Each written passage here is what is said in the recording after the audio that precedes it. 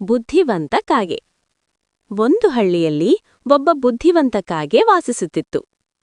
ಒಂದು ಬಿಸಿಯಾದ ಬೇಸಿಗೆ ದಿನ ಕಾಗೆಗೆ ತುಂಬ ಬಾಯಾರಿಕೆ ಆಯಿತು. ನೀರು ಹುಡುಕುತ್ತಾ ಅದು ಹಳ್ಳಿ ತುಂಬ ಹಾರಿತು. ಅಷ್ಟರಲ್ಲಿ ಒಂದು ಮನೆ ಹತ್ತಿರ ಮಣ್ಣಿನ ಮಡಿಕೆ ಕಾಣಿಸಿತು. ಕಾಗೆ ಹತ್ತಿರ ಹೋಗಿ ನೋಡಿದಾಗ ಮಡಿಕೆಯಲ್ಲಿ ಸ್ವಲ್ಪ ನೀರು ಮಾತ್ರ ಇತ್ತು. ಕಾಗೆಯ ಕುಕ್ಕು ನೀರಿಗೆ ತಲುಪಲಿಲ್ಲ. ಕಾಗೆ ಸ್ವಲ್ಪ ಯೋಚನೆ ಮಾಡಿತು.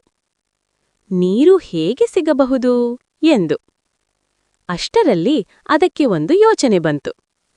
ಕಾಗೆ ಸುತ್ತಮುತ್ತಲಿನ ಸಣ್ಣ ಕಲ್ಲುಗಳನ್ನು ತಂದು ಒಂದೊಂದಾಗಿ ಮಡಿಕೆಗೆ ಹಾಕಲು ಪ್ರಾರಂಭಿಸಿತು. ಕಲ್ಲುಗಳನ್ನು ಹಾಕುತ್ತಾ ಹೋಗುತ್ತಿದ್ದಂತೆ ನೀರಿನ ಮಟ್ಟ ನಿಧಾನವಾಗಿ ಮೇಲಕ್ಕೆ ಬಂದಿತು. ಸ್ವಲ್ಪ ಸಮಯದ ನಂತರ ನೀರು ಕಾಗೆಯ ಕೊಕ್ಕಿಗೆ ತಲುಪಿತು. ಕಾಗೆ ಸಂತೋಷದಿಂದ ನೀರು ಕುಡಿದು ತನ್ನ ಬಾಯಾರಿಕೆಯನ್ನು ತಣಿಸಿತು. ನಂತರ ಸಂತೋಷದಿಂದ ಹಾರಿಹೋಯಿತು. ಕಥೆಯ ಪಾಠ: ಬುದ್ಧಿವಂತಿಕೆ ಮತ್ತು ಧೈರ್ಯ ಇದ್ದರೆ ಯಾವ ಸಮಸ್ಯೆಯೂ ಪರಿಹಾರವಾಗುತ್ತದೆ.